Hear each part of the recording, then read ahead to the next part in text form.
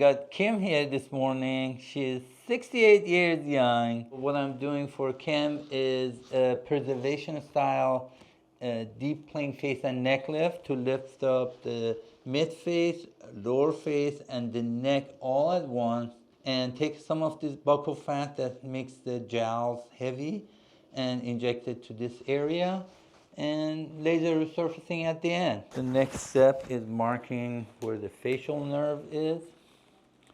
This is called Patengi line.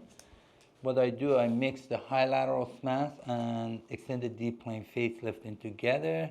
I published this paper in Journal of Plastic and Reconstructive Surgery, basically entering a little early into the deep plane and lifting a little bit of non-mobile SMAS and the entire mobile SMAS together.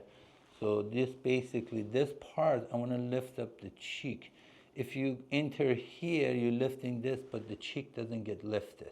As you can see, if I lift this up, how much of the cheek gets lifted.